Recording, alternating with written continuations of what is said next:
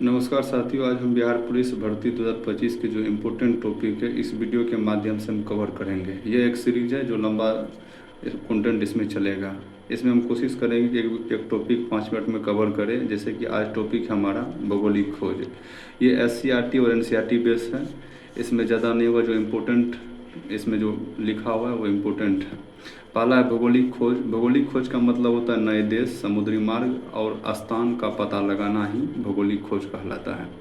भौगोलिक खोज में जो एक महत्वपूर्ण घटना है जेरूसलम का अधिकार, ये क्या मायने रखता है भौगोलिक खोज में, इसको आइए समझते हैं।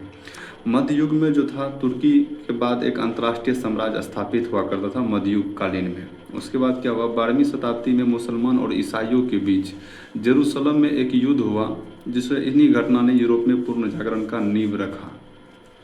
उसके बाद अगला घटना है कस्तूनिया का पतन। क्या है कस्तूनिया का पतन?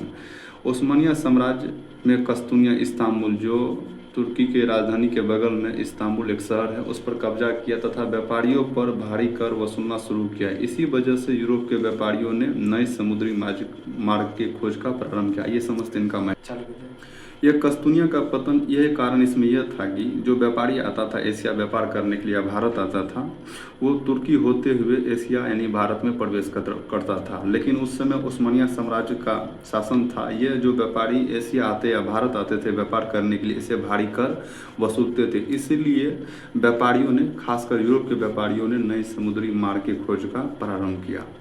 उसके बाद था कि नए समुद्री मार्ग की खोज के प्रारंभ में इस समय यूरोप के लोगों ने कंपास यानी दिशा सूचक का ज्ञान अरबों से सीख चुका था, अरब के लोगों से। पहला वो व्यक्ति है जो बार्थोलोमेव, जो नए समुद्री मार्ग की खोज के लिए पुर्तगाल की ओर से 1488 ईस्वी में निकला भारत की खोज के लिए, भारत के समुद्री मार्ग की खोज के लिए। ये दक्षिण अफ्रीका के दक्षिण सिरे कैंप ऑफ अस्टाम्स, जिसका नाम बाद में राजा जॉन द्वितीय ने कैंप ऑफ गुड, जिसे हिंदी में उत्तर आसा अंतरिया कहा जाता है, ये यहाँ तक पहुँचा।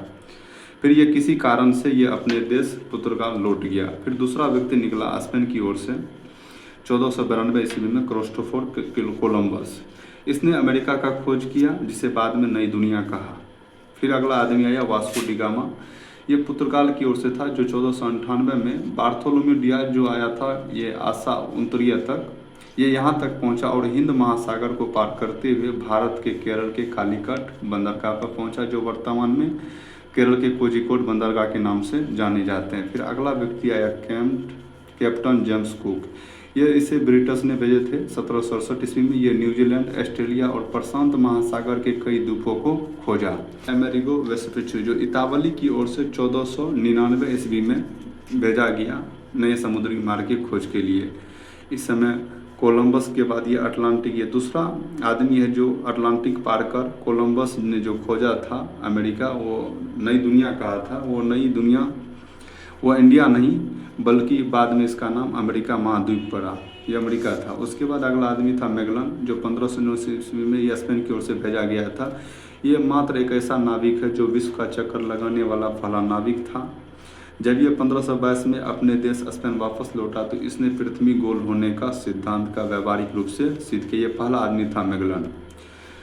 इस तरह से हमारा ये पहला टॉपिक कंप्लीट हुआ। इस तरह से और हमारे आगे भी टॉपिक पे वीडियो बनते रहेगा। आप भी इस तरह की वीडियो देखना चाहते हैं तो हमारे चैनल को सब्सक्राइब कीजिए। धन्यवाद।